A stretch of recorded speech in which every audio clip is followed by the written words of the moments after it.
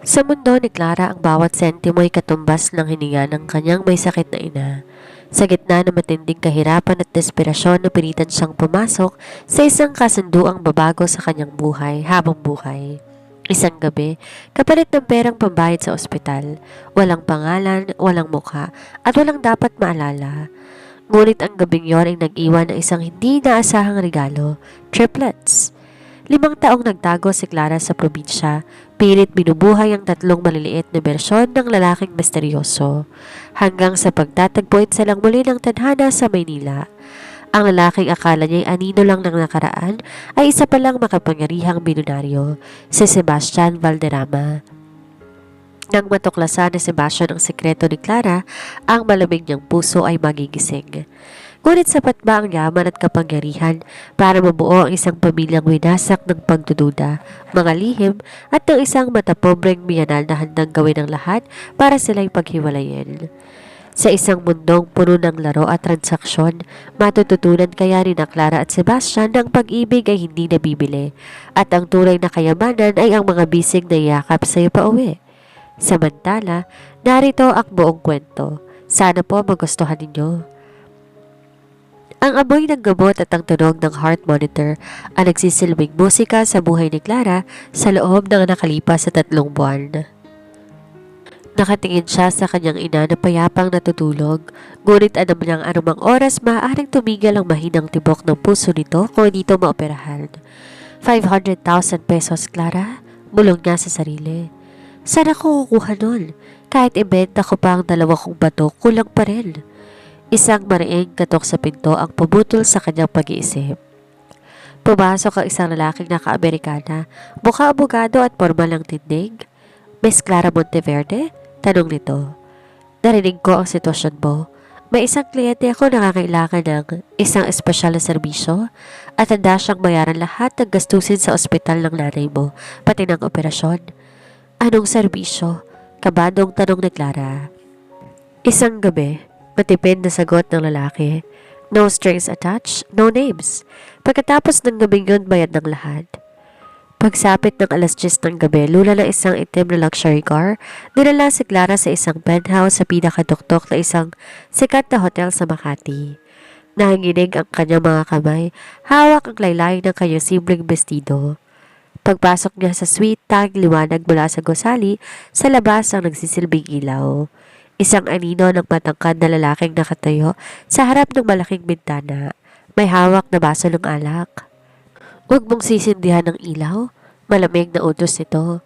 Ang boses ito ay parang pelus, mababa, baritono, puno ng otoridad na nagdadala ng kuryente sa buong katawan ni Clara. Nandito na po ako. Halos pabulong na sabi ni Clara. Gagawin ko pong lahat. Iligtas niyo lang ang nanay ko. Dahan-dahang lumingon ang lalaki pero dahil sa dilim, tanging ang matangos niyang ilong at matatalim na mga mata ang bahagyang nasisinagan. Lumapit to sa kanya. Ramdam ni Clara ang init na nagmumula dito.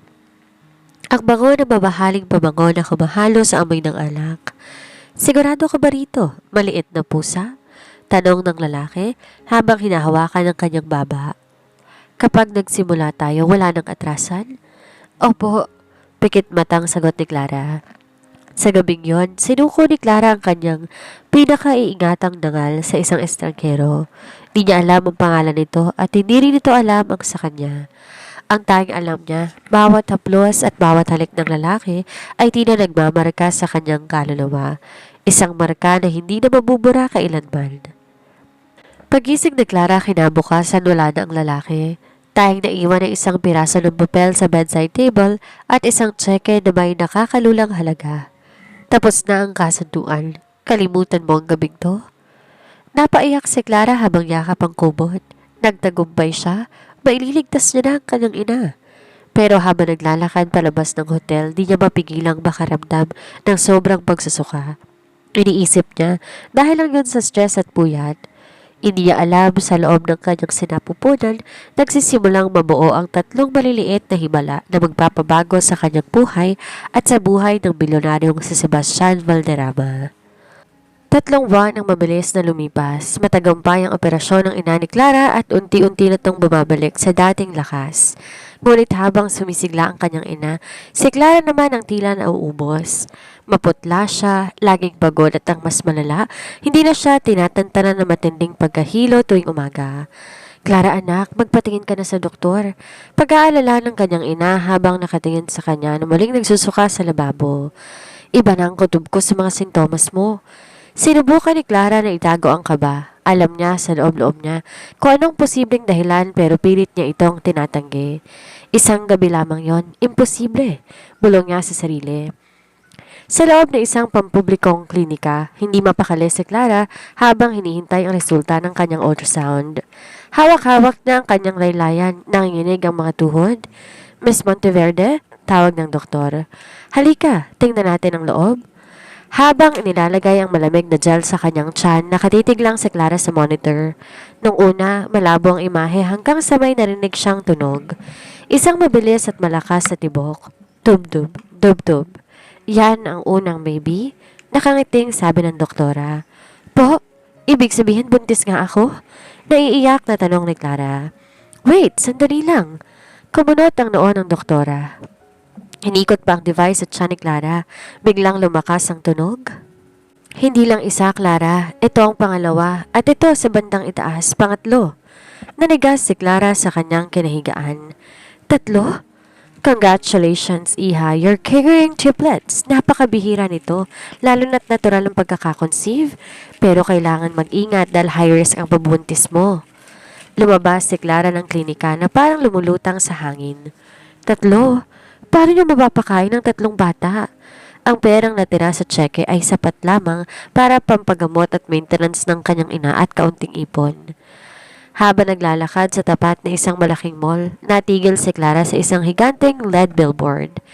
Nakita niya ang isang mukha na nagpabilis ng tibok ng kanyang puso. Isang lalaking nakasuot ng napakamahal na suit, may matatalim na mata at panga na tila na ukit ng mga Diyos. Ang caption sa billboard, Sebastian Valderrama, the most eligible bachelor and CEO of Valderrama Global Holdings. Hindi siya maaaring magkamali. Kahit madilim ang wild nung gabing yon, hindi niya malilimutan ang hubog ng panga na iyon at ang simoy ng pabango na tila naaamoy niya pa rin hanggang ngayon. Siya, bulong ni Clara. Siya ang ama ng mga anak ko. Kasabay ng pag-amin na yon, ang paghinto ng isang mamahaling sasakyan sa tapat niya dahil sa traffic. Bumukas ang bintana sa backseat at lumabas ang usok ng sigarilyo. Sa loob, nakaupo ang lalaking nasa billboard, si Sebastian. Nagtagpo ang kanilang mga mata sa loob ng ilang segundo. Malamig, walang emosyon at tila hindi siya nakikilala ng lalaki. Mabilis umiwas ng tingin si Clara at hinawakan ng kanyang tiyan. Hindi ko hahayaan. Nasasabihin sa kanya, panata ni Clara sa sarili. Kinuha niya ng dangal ko kapalit ng pera. Hindi ko hahayaang kunin niya rin ang mga anak ko. Ngunit sa loob ng sasakyan, natigilan si Sebastian. May kakaiba sa tingin ng dalagang nakatayo sa bangketa. Pamilyar siya, bulong niya. May problema po, sir? Tanong ng driver. Wala, magmaneho ka na. Sagot na Sebastian pero di niya maalis sa isip ang mukha ni Clara. 5 taon nang lumipas, ang maliit at payak na buhay ni Clara sa probinsya ay napuno ng ingay, tawanan at pagod. Di naging madali ang lahat. Muntik na siyang mawalan ng malay sa panganganak at halos magkandara pa siya sa pagtatrabaho bilang mananahi at online seller para lang matustusan ang pangangailangan ng 3 batang lalaki, sina Liam, Lucas at Leon. Kahit magkakambal, may kani-kaniyang personalidad ang tatlo. Si Liam ang pinakamatalino at seryoso, si Lucas ang malambing at masiyahin, at si Leon ang pinaka-protektibo. Ngunit may isang bagay silang pagkakatulad, ang kanilang mga mata, at ang matitigas na panga na tila ay pininta mula sa mukha ng kanilang ama. Dahil sa isang malaking embroidery contract para sa isang prestihiyosong hotel, napilitan si Clara na bumalik sa Maynila, kasama ang kanyang ina at ang triplets. Tumira sila sa isang maliit na apartment malapit sa syudad. Mama, bakit po ang taas ng mga buildings dito? Tanong ni Lucas habang nakadungaw sa bintana ng taxi. Dito nagtatrabaho ang maraming tao anak.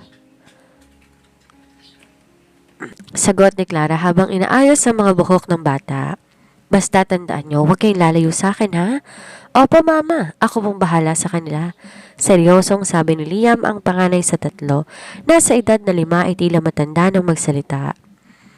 Isang hapon, habang naglalakad sila sa loob ng isang mall para bumili ng gamit sa eskwela ng mga bata, biglang binitawan ni Leon ang kamay ni Clara dahil nakakita to ng panibagong paboritong toy store.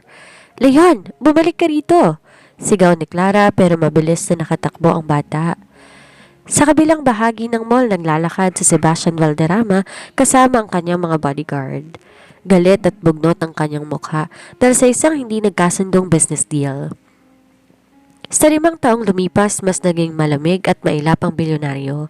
Wala siyang asawa, wala ring kasintahan.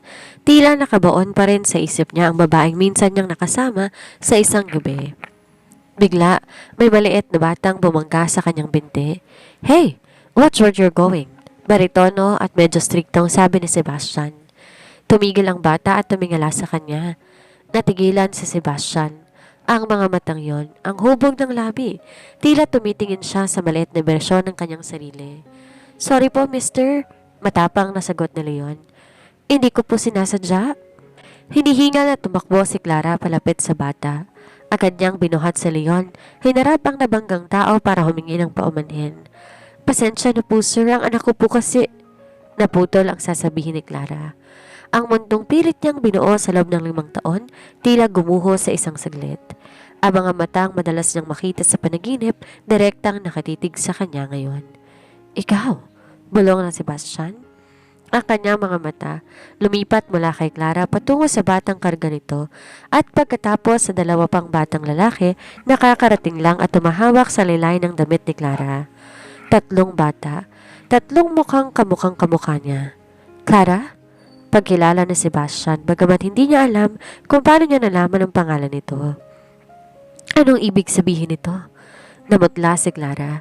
Wala itong ibig sabihin. Tara na mga anak.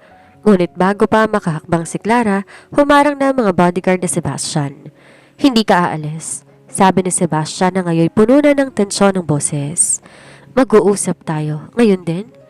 Pilit na nagpupumigla si Clara pero ang mga bodyguard ni Sebastian ay parang mga pader na hindi matitibag. Sa gitna ng mataong mall, nakuha nilang atensyon ng lahat. Sebastian, bitiwan mo kami. Wala kang karapatan. Sigaw ni Clara habang yakap-yakap ang 3 bata na nagsisiksikan sa kanyang likuran. Wala akong karapatan? Isang mapait na ngisi ang gumuhit sa labi ni Sebastian. Tumingin siya sa 3 bata, sina Liam, Lucas at Leon na ngayon nakatingin sa kanya na may halong takot at kuryosidad. Tingnan mo ang mga mukhang yan, Clara. Kahit hindi ako tumingin sa salamin, alam kong dugo ko ang nananalaytay sa kanila. Di na nakapalag si Clara nang gayahan sila patungo sa basement parking. Sanakay sila sa isang malawak na kulay itim na SUV. Sa loob ng sasakyan na mayani ang nakabibiging katahimikan. Huminto ang sasakyan sa harap na isang dambuhalang gate na bumuka sa isang malapalasyong mansyon. Pagbaba nila manghang-mangha ang triplets. Mama, bahay ba to o kastilyo? Bulong ni Lucas, ang pinakamakulit sa 3. Bahay ko to, sagot na Sebastian na nasa likod para nila. Ang kanyang boses di na kasing lamig ng kanina, tila may bahid na ng pag-aalinlangan habang nakatingin sa mga bata. Dinala sila sa isang malawak na opisina sa loob ng mansyon. Agad na nagpatawag si Sebastian ng kanyang personal na doktor. I want a DNA test, fast track. Gusto ko ang resulta sa loob ng 6 na oras, utos na Sebastian. Sebastian, parang awa mo na. Pagmamakaawa ni Clara nang lumabas ang doktor. Hayaan mo na kaming mamuhay ng tahimik. Binayaran mo ko nun, di ba? Tapos na ang transaksyon natin. Tumayo si Sebastian at dahan-dahan lumapit kay Clara. Hinawakan niya ito sa magkabilang balikat, pilit na pinatingin sa kanyang mga mata. Ang usapan natin ay para sa isang gabi lang. Hindi kasama doon ang pagtatago mo sa mga anak ko sa loob na 5 taon. Nagmakaawa ko sa tadhanang mahanap ka, Clara, pero di ko akalain may 3 sorpresa kang dala. Habang hinihintay ang resulta, hinayaan ni Sebastian ang mga bata na maglaro sa malawak na garden. Mula sa balkonahe, pinapanood ni Clara at Sebastian ang triplets. Si Liam ang panganay. Biglang sabi ni Clara, basag ang boses. Siya ang pinakamatalino. Si Lucas ang pangalawa, mahilig siyang kumanta, at sa Leon ng bunso, siyang pinakamalakas ng loob. Napansin ni Sebastian sa Leon na pilit inaabot ng isang bola sa taas ng puno. Nang dito makuha, gumamit ang bata ng mahabang sanga, isang taktika na madalas din gawin ni Sebastian sa negosyo.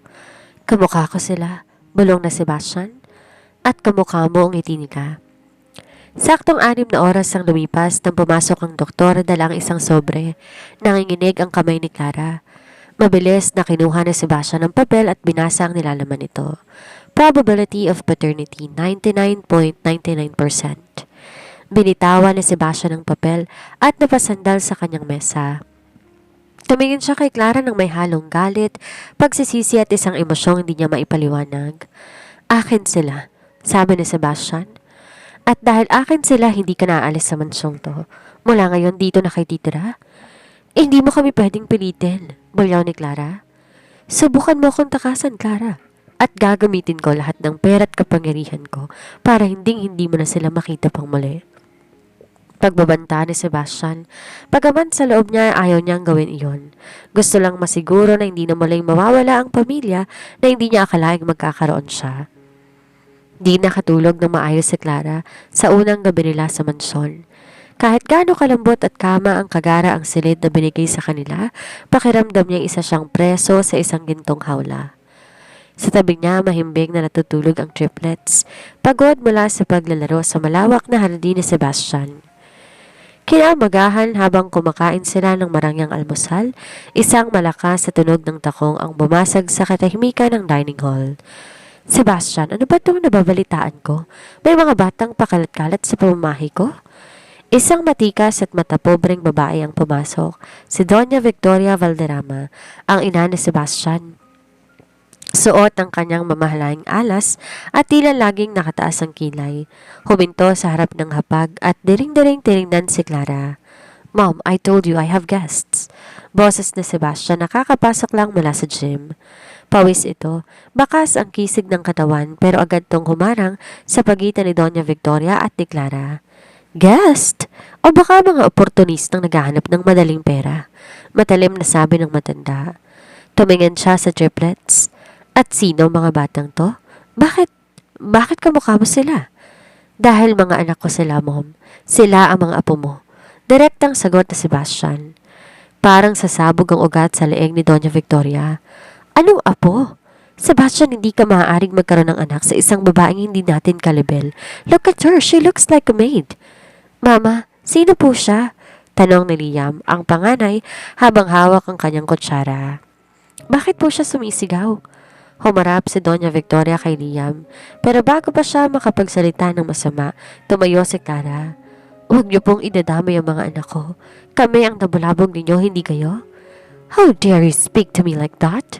Sasampalin sana ng matanda si Clara nang mabilis masalo na Sebastian ang kamay ng kanyang ina. Enough! Sigaw ni Sebastian na nagpatahimik sa buong silid.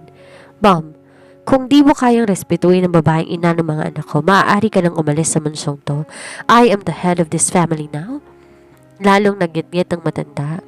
Pagsisisihan mo to, Sebastian. Hinding-hindi ko tatanggapin ang mga basurang yan sa pamilya Valderrama. Padabog na lumabas si Doña Victoria, pero bago siya tuluyang makalayo, nag-iwan siya ng isang nakakangilabot na tingin kay Clara. Naiwang nanginginig si Clara. Lalapitan sana siya ni Sebastian pero umiwas siya. Ayan ang sinasabi ko sa iyo, Sebastian. Sabi ni Clara, gumaralgal ang boses. Hindi kami kabilang dito. Ang mundong to, papatayin lang kami ng mundong to. Hayaan mo na kaming bumalik sa probinsya? Hindi, mariing sagot ni Sebastian. Lumuhod siya sa harap ng triplets na tila naguguluhan na sa nangyayari. Mula ngayon, walang sasaktan sa inyo. I will protect you, even from my own mother. Tumingin sa Sebastian kay Clara. May kakaibang lambot sa kanyang mga mata na ngayon lang niya nakita ng dalaga. Magpapakasal tayo, Clara. Halos mabitawan na ni Clara ang hawak na baso. Ano, nababaliw ka na ba? Hindi mo ako mahal. Isang gabi lamang ang namagitan sa atin. Para to sa mga bata. Rason ni Sebastian pero sa kaloob-looban niya, alam niyang higit pa sa mga bata ang dahilan. Kailangan nila ng legal na pangalan at kailangan mo ng proteksyon na ako lang makakabigay. It will be a marriage of convenience, at least for now. Napatingin si Clara sa tatlo niyang anak. Gusto niyang tumanggi. Nakikita niya ang saya sa mga mata ni na Lucas at Leon habang tinitingnan ang kanilang ama. Para sa kinabukasan ng triplets, handa na ba siyang itali ang sarili sa lalaking minsan ang kumuha ng kanyang dangal? Ang balita tungkol sa nilalapit na kasal ng pinakamailap na bilyonaryong sa Sebastian Valderrama ay parang apoy na kumalat sa buong bansa. Ngunit sa loob ng mansyon, hindi pag-ibig ang namamayani kung hindi tensyon. Pirmahan mo to, utos na Sebastian habang inilalapag ang isang makapal na dokumento sa harap ni Clara. Ano to? Tanong ni Clara. A prenuptial agreement. Nakasaad dyan na sa oras na maghiwalay tayo, hindi mo makukuha ang kahit anong ari-arian ko. Pero lahat ng pangangailangan nyo ng triplets hanggang sa paglaki nila, sagot ko. Paliwanag na Sebastian nang di tumitingin sa kanya. Mapait na ngumiti si Clara. Huwag kang mag-alala, Sebastian. Hindi ko kailangan ng pera mo. Ang gusto ko lamang ay maging maayos ang buhay ng mga anak ko. Mabilis niyang nilagdaan ng papel nang di na binabasa ang iba pang mga kondisyon. Dumating ang araw ng kasal. Ginanap to sa isang pribadong katedral na napuno ng puting mga rosas. Si Clara tila isang anghel sa kanyang Vera Wang gown, ngunit ang kanyang mga mata ay walang ningning. Sa kabilang dako, ang triplets ay suot ang kanilang maliliit na tuxedos. Sila ang nagsilbing ring bearers. Ang bawat panauhin hindi mapigilang magbulungan. Kitang-kita ang pagkakapareho ng mukha ng tatlong bata kay Sebastian. I do. Malamig na bigkas si Sebastian. I do. Mahinang sagot ni Clara. Nang dumating ang sandali ng halik, dinampi lamang na Sebastian ang kanyang labi sa noo ni Clara. Isang formalidad, isang palabas para sa mundo. Pagbalik sa mansyon, dinala agad ni Clara ang mga bata sa kanilang silid para patulugin. Nang masiguro niyang mahimbing na ang triplets, lumabas siya sa balkonahe para lumanghap ng sariwang hangin. Akala ko ba, ayaw mo sa mundong to? Nagulat si Clara nang makita na nakatayo si Sebastian sa dilim. May hawak na baso ng scotch. Tinanggal ang kanyang coat at bagyang nakabukas ang botones ng polo. Inagawa ko to para sa kanila, Sebastian. Hindi para sa akin, sagot ni Clara. 5 taon, Clara. Lumapit si Sebastian sa kanya. Ang boses ay naging paos. 5 taon mo silang tinago. Alam mo ba kung ilang gabi ko ring hinanap ang babaeng nakasama ko sa hotel na yon? Hindi dahil sa pera, kundi dahil hindi kita makalimutan. Natigilan si Clara. Anong sinasabi mo? Hindi lang ikaw ang nag-iisa sa gabing yon, bulong na Sebastian habang hinahawakan ng isang hibla ng buhok ni Clara. Pero ngayon asawa na kita. At kahit kasunduan lang to, tandaan mo, ang pagmamayari ko ay hindi ko hinahayaang makuha ng iba. Habang nagaganap ang komprontasyon ng dalawa sa isang madilim na silid sa kabilang panig ng lungsod, kausap ni Doña Victoria ang isang private investigator. Gusto ko ang lahat ng baho ng babaeng yan, gigil na sabi ng matanda. Alamin mo, sino mga naging karelasyon niya bagong anak ko. Hindi ako naniniwalang sa Sebastian lang ang lalaki niya. Sisiguraduhin kong lalabas na hindi sa kanya mga batang yon. Pero madam, lumabas na pong resulta ng DNA result. Gagawa tayo ng bagong resulta. Mulyaw ni Victoria. Hindi magiging Valderrama ang mga anak ng isang hamak na kahera. Isang buwan nakalipas mula nang maganap ang kasal. Unti-unti nang nasasanay ang triplet sa kanilang buhay prinsipe. Ngunit si Clara, nananatiling mailap kay Sebastian. Sa kabila nito ay nagsimulang lumambot ang pakikitungo ni Sebastian. Madalas siyang umuwi ng maaga para makipaglaro ng soccer sa mga bata. Isang panig na di akalain ni Clarang taglay na isang halimaw sa negosyo. Ngunit ang katahimikan tila premyo bago isang malakas na bagyo. Isang gabi biglang dumating si Doña Victoria sa mansyon. May dalang isang makapal na bound envelope at isang ngiting tila nanalo sa loterya. Mom, I told you to call before coming. Bungad na Sebastian habang pababa ng hagdan. Oh, I just couldn't wait to share this, son. Wika ng matanda. Daring-daring tinignan si Clara na nooy tinutulungan ng triplets sa kanilang takdang alarin. Clara dear, bakit di mo sinabi kay Sebastian na may mabuting kaibigan ka pala sa probinsya bago ka bumalik dito? Nilapag ni Victoria ang mga litrato sa lamesa. Nanlamig si Clara. Sa mga larawan, makikita siyang may kausap na lalaki, si Marco. Ang kanyang kababata na tumulong sa kanya nung naghihikaho siya. Pero ang anggulo ng litrato malisyoso, tila magkayakap sila. Ano to, Clara? Tanong na Sebastian. Ang boses unti-unting lumalamig. Sebastian, kaibigan ko lang si Marco. Siya ang tumulong sa amin nung may sakit si nanay at nung pinanganak ko mga bata. Tumulong? O siya ang totoong ama? Sabat ni Doña Victoria. Nilabas niya ang isang papel. Ito ang bagong DNA test mula sa isang independent clinic. It says 0% probability. Sebastian, niloloko ka ng babaeng to. Kinuha ni Sebastian ang papel. Kitang-kita ang panginginig ng kanyang panga. Tumingin siya kay Clara. Ang mga matang dati nagsisimulang magtiwala, muling napuuno ng puot at pagdududa. Sebastian, huwag kang maniwala sa kanya. Alam mo ang totoo, ikaw ang kasama ko sa gabing yon. Sigaw ni Clara. Ang mga luhay nagsisimulang pumatak. Pero hindi lang pala akong lalaki sa buhay mo, di ba? Singhal na Sebastian. Hinarap niya ang mga bata na ngayon nakatingin sa kanila ng may takot. Liam, Lucas, Leon, pumasok muna kayo sa kwarto ninyo. Daddy, why are you shouting at Mama? Tanong ni Liam, ang panganay, habang nakakuyom ang mga kamao. I said, go upstairs, bulyaw ni Sebastian. Nang makaalis sa mga bata, hinarap ni Sebastian si Clara. Akala ko iba ka. Akala ko kahit binayaran kita noon may dignidad ka pang natitira. Is this your plan? To use these children to get my wealth? Wala akong kinuha sa'yo kundi perang pambayad sa ospital. At ang mga anak ko hindi sila kagamitan para sa pera? Sagot ni Clara. Kung hindi ka naniniwala sa akin, sige. Ayaw naming manatili sa bahay ng walang tiwala. Mabilis na umakit si Clara. Kinuha ang mga gamit nila. Di siya nagdala ng kahit anong binili ni Sebastian. Tanging mga lumang damit na dala nila mula probinsya ang kanyang isinilid sa bag. Clara, stop. Wala akong sinabing umalis kayo. Habol ni Sebastian sa kanya sa may pintuan. Bakit, Sebastian? Para ikulong kami dito habang iniisip mong niloloko kita? Para iparamdam sa mga bata na hindi sila welcome sa sarili nilang tahanan? Huminto si Clara. Tumingin ng diretso sa asawa. Hindi mo kailangan ng DNA test para malaman ang totoo. Kailangan mo lang buksan ang mga mata mo at ang puso mo, pero mukhang wala ka nun.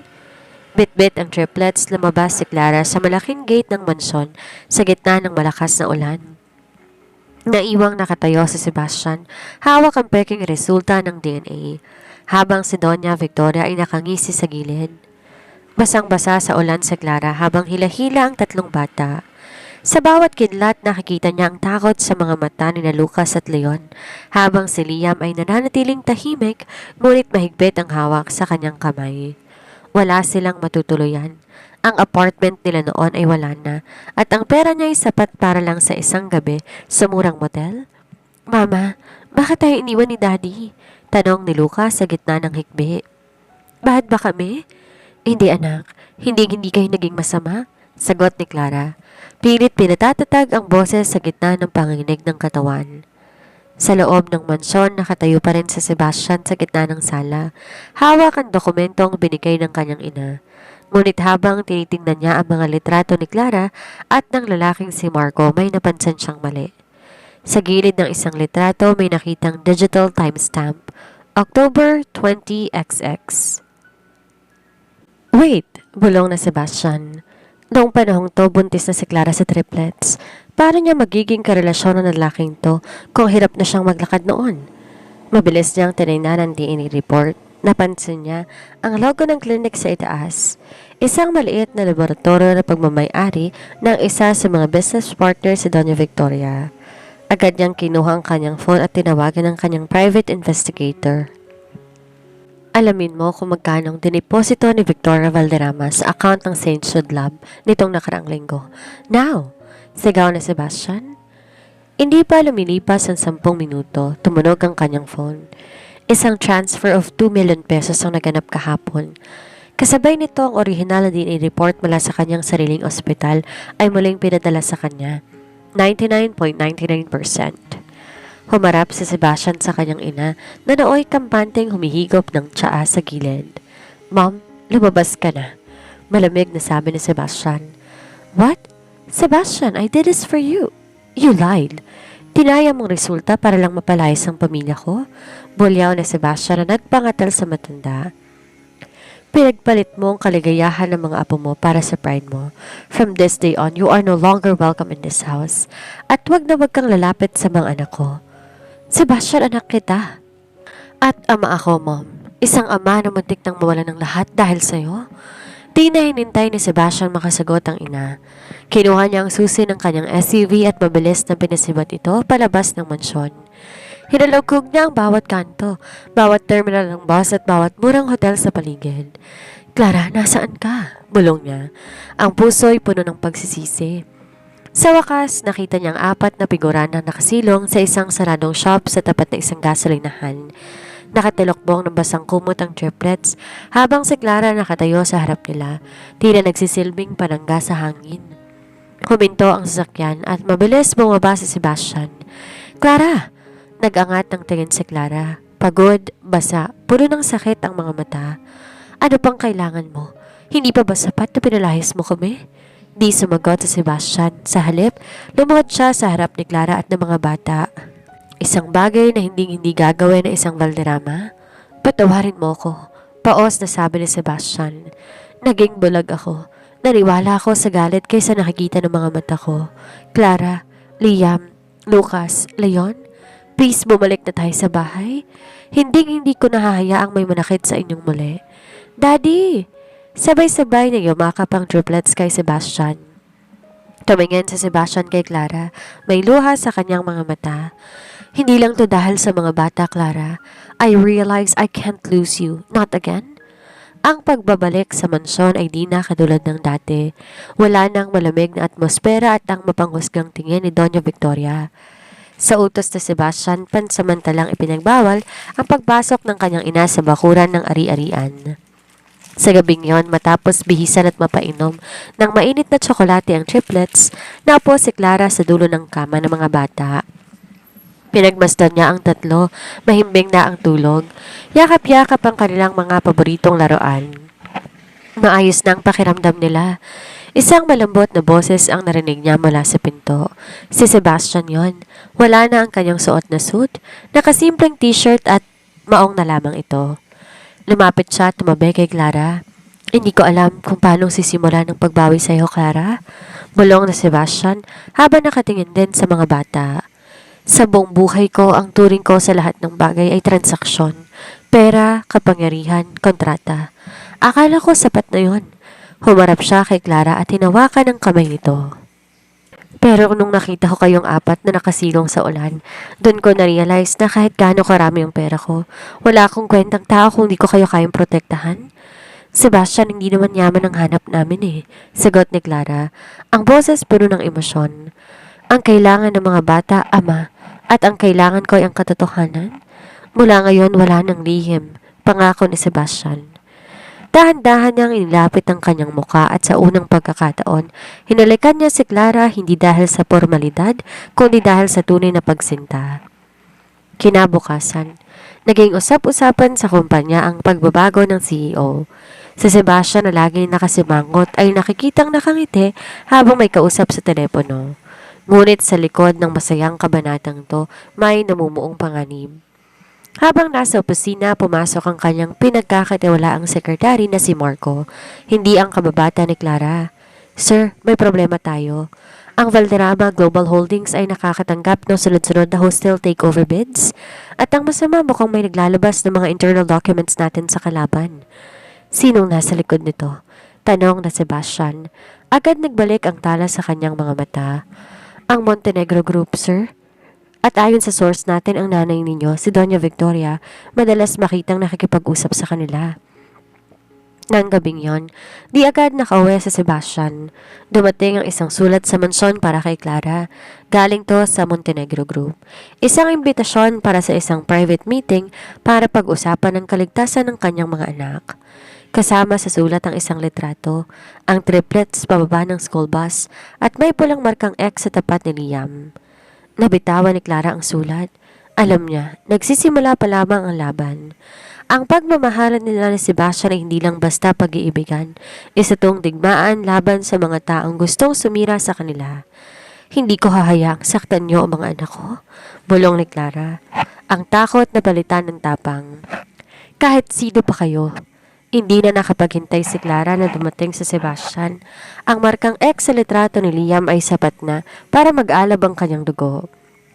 Alam niya kung sasabihin niya ito kay Sebastian, lalong magkakagulo at baka malagay sa mas malaking panganib ang mga bata dahil sa init ng ulo ng asawa. Yaya, bantayan mong mabuti ang triplets. Huwag mo silang palalabasin kahit anong mangyari. Bilin ni Clara bago siya sumakay ng taxi patungo sa address na nakasaad sa sulat. Isang abandonadong warehouse sa lumang bahagi ng lungsod. Pagdating sa bodega, bumungad sa kanya ang dalawang lalaki na nakasuit at si Doña Victoria. Ngunit hindi lang ang kanyang biyanan ang nandoon. Kasama nitong isang lalaking may mapunoyang ngiti, si Don Ricardo Montenegro, ang mortal na kaaway ni Sebastian sa negosyo. Nandito na ang ating munting reyna, pangungutya ni Don Ricardo. Nasaan ang mga anak ko? Anong kailangan nyo? Diretsahang tanong ni Clara. Kahit nanginginig ang kanyang mga tuhod. Relax, Clara. Ligtas pa ang mga bata sa ngayon, sabi ni Victoria habang naglalakad paikot sa kanya. Gusto lang namin ng simpleng palitan. Pirmahan mo ang dokumentong to. Isang pahayag na nagsasabing hindi anak ni Sebastian triplets at kusang loob kang aalis ng bansa kasama sila. Bakit niyo ba ginagawa to? Sigaw ni Clara. Mga apo niyo sila, Victoria? Wala akong apo sa isang basurang katulad mo, bulyaw ng matanda. Kapag pinirmahan mo yan, guguho ang reputasyon ni Sebastian. Mapipilitan siya na ibenta ang kanyang shares kay Ricardo. Doon, mababawi ko ang kontrol ng kumpanya na kinuha sa akin ng sarili kong anak. Kinuha ni Clara ang panulat, pero bago niya maidampi sa papel, tumingin siya ng madalim kay Victoria. Akala niyo ba mahina ako? Na dahil mahirap ako'y wala akong utak? Biglang bumukas ang pintuan ng bodega at pumasok ang mga pulis. Kasunod si Sebastian na may hawak ng barel at mukhang handang pumatay. Sebastian! Sigaw ni Victoria, namumutla sa gulat. Hindi mo alam, Mom. Bago pa umalis si Clara, nag-iwan siya ng message sa akin gamit ang smartwatch ni Liam na may GPS at audio recorder. Sabi ni Sebastian, ang boses ay parang galing sa hukay. Naririnig ko ang lahat, ang pagbabanta mo sa mga apo mo at ang pagtatraidor mo sa kumpanya. Mabilis na pinusasa ng mga pulis si Don Ricardo at ang mga tauhan nito, habang si Victoria naman ay napasandal sa pader, umiiyak at nagmamakaawa. Anak, patawarin mo ko. Para sa kumpanya lang ginagawa ko. Wala akong ina na kayang isakripisyong sariling dugo at laman para sa pera. Malamig na tugon ni Sebastian. Dalhin niyo na siya? Nang matiyak na ligtas na ang lahat, mabilis na napatakbo si Clara kay Sebastian at niyakap to na mahigpit. Doon lang bumuhos ang lahat ng takot na kanina pa niya kinikimkim. Shhh! Tapos na, Clara. Ligtas na tayo? Bulong na Sebastian habang hinahalikan ang tuktok ng ulo ng asawa. Patawarin mo ko kung nalagay kayo sa panganib. Salamat dahil dumating ka, hikbi ni Clara. Hindi lang ako ang bayani dito. Ngumiti si Sebastian at pinakita ang kanyang phone. Si Liam ang nakaisip na i-on ang SOS mode sa relo. Nung makita niyang balisaka bago umalis, he's really a Valderrama, smart and protective. Pag-uwi nila sa mansyon, sinilubong sila ng 3 bata na agad yumakap sa kanilang mga magulang. Sa gabing yon, sa ilalim ng liwanag ng buwan, naramdaman ni Clara na sa wakas tapos ng lahat ng pagpapanggap at pagtatago. Wala ng kwentong drama, wala ng kasunduan. Tanging natira ay pamilyang binuo ng sakripisyo at pinatibay ng pag-ibig. Makalipas sa 1 taon, makikita ang triplets na masayang nagtatakbo sa garden ng isang bagong beach house. Si Clara nag-aaral ng fashion design. Si Sebastian mas piniling magtrabaho mula sa bahay para makasama ang kanyang pamilya. Mama, Daddy, may baby na ba sa tiyan mo? Tanong ni Lucas, nakaturo sa bahagyang matambok na tiyan ni Clara. Nagkatinginan sina Sebastian at Clara sabay ngiti. Mukhang magiging 4 ng bodyguard mo. Biro ni Sebastian habang hinahawakan ng tiyan ni Clara. Sa wakas, ang dalagang nagbenta ng sarili para sa ina ay nahanap ang kanyang halaga sa bisig ng lalaki na di lang nagbigay sa kanya ng pera kundi na isang buong mundo na puno ng pagmamahal. Ang kwento ni na Clara at Sebastian ay hindi lamang isang tipikal na romansa na hango sa kwento. Puno rin to ng mga aral na pwedeng matutunan. Ang sakripisyo ng isang ina ay walang hanggan. Pinakita ni Clara na handa siyang isakripisyo ang kanyang sariling dangal at pangalan para lang mailigtas ang buhay ng kanyang ina. Ang pag-ibig ng isang magulang o anak ay handang humarap sa pinakamahirap na desisyon para sa kapakanan ng mahal sa buhay. Hindi nabibili ng pera ang tunay na halaga ng tao. Pagamat nagsimula ang ugnayan ni na Clara at Sebastian sa isang transaksyon, napatunayan sa huli na ang pagkatao ni Clara ay hindi nasusukat sa kanyang kahirapan o sa gabing pagkakamali. Ang tunay na halaga ay nasa katapatan, tibay ng loob at pagmamahal sa pamilya. Ang katotohanan ay laging mananaig kahit anong pilit ni Doña Victoria na baluktutin ang katotohanan sa pamamagitan ng pera at pekeng dokumento. Lumitaw pa rin ang tunay na kulay ng lahat.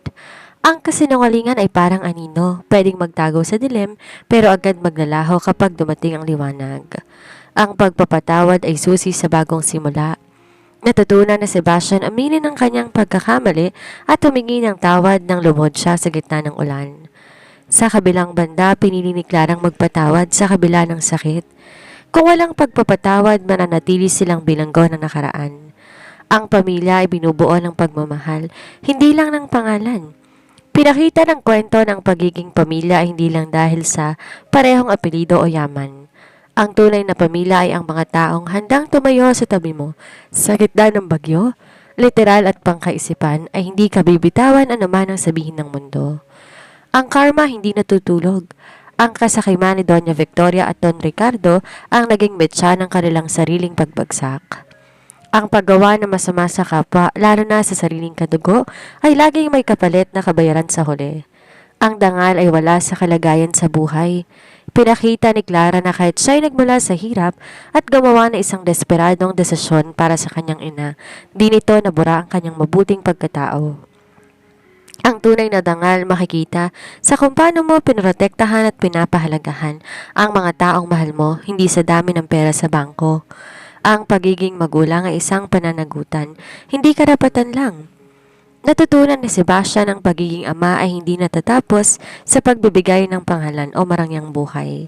Ang tunay na pagiging magulang ay ang pagtayo sa tabi ng mga anak sa oras ng panganib. Ang pagtitiwala sa kanilang ina at ang paglaan ng oras para makilala ang kanilang pagkatao. Huwag magpadala sa unang akala. Muntik nang mawasak ang pamilya ni Sebastian dahil naniwala siya sa mga pekeng dokumento at sulsol ng kanyang ina. Ang aral dito, huwag magdesisyon habang galit o base lamang sa nakikita ng mata. Mahalagang pakinggan ang panig ng katwiran at gamitin ang puso sa pag-alam ng katotohanan. Ang kasamaan ay may hangganan. Ang karakter ni Doña Victoria ay nagpaalala sa atin na ang kasakiman at pagiging mapagmataas ay madalas sumahantong sa pag-iisa. Sa huli, mas pinili ni Sebastian ang kanyang sariling pamilya kaysa maling prinsipyo ng kanyang ina. Ang maling gawa, gaano man kaperpekto ang plano ay laging may kabayaran. Ang tibay ng loob ng isang ina o mother's intuition and strength. Sa kwento nakita natin na hindi lang basta biktima si Clara. Ginamit niya ang kanyang talino at pakikipagtulungan sa asawa para talunin ng mga kaaway. Ang aral, ang isang ina ay gagawin ng lahat, maging matalino man o matapang para sa kaligtasan ng kanyang mga anak. Ang tunay na pag-ibig ay nagpapatawad at nagbabago. Ang pagbabago na Sebastian mula sa pagiging isang malimig na milyonaryo tungo sa pagiging isang mapagmahal na asawa at ama ay nagpapatunay na ang tunay na pag-ibig may kapangyarihang mabago ang puso ng tao. Ang pagpapatawad ni Clara ang naging susi upang mabuo ang kanilang pamilya. Nagsimula sa isang gabi, nagbunga ng 3 anghel. Pinaghiwalay ng yaman, pinagbuklod ng sakit. Ngunit sa dulo ng lahat, pag-ibig ang nagwagi. Dahil ang pamilyang totoo kailanman ay hindi nabibili. Hanggang sa muli po, maraming salamat po sa patuloy na pakikinig at suporta sa aking munting channel. Mag-iingat po kayong lahat palagi.